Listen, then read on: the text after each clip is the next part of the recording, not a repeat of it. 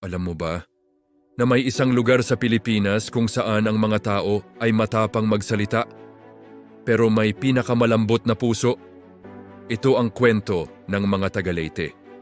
Sa unang tingin, baka isipin mo, ang tataray naman nila magsalita. Pero teka lang, may sikreto sa likod ng pagiging waray na hindi alam ng karamihan.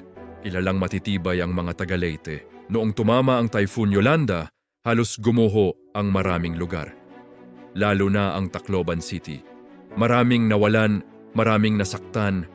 Pero alam mo kung ano ang hindi nawala? Ang kanilang lakas ng loob. Hindi sila sumuko, bumangon sila. Kapag nakausap mo ang isang waray, mapapansin mo agad. Diretso sila magsalita. Walang paligoy-ligoy, walang plastikan.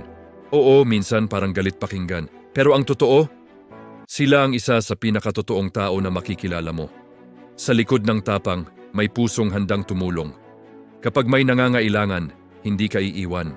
Hindi ka pababayaan. Kahit hindi ka nila kilala, tutulungan ka nila. Iyan ang tunay na bayanihan. Hindi kahit gaano kahirap ang buhay, marunong pa rin silang tumawa. Mahilig sa kwentuhan, mahilig sa biruan.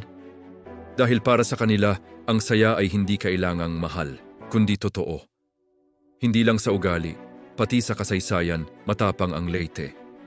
Dito bumalik si Douglas MacArthur noong World War II na naging simbolo ng paglaya ng Pilipinas. At dito rin nangyari ang Battle of Leyte Gulf. Isa sa pinakamalaking labanan sa dagat sa buong mundo. Ibig sabihin, ang tapang ng mga waray ay nakaugat sa kasaysayan. Ang pagiging espesyal ng mga taga Leyte ay hindi dahil sa lugar, kundi dahil sa kanilang tapang, puso at kakayahang bumangon sa kahit anong unos. Kaya kung makikilala mo ang isang waray, huwag mong husgahan agad. Dahil sa likod ng matapang na salita, may pusong hindi ka bibiguin.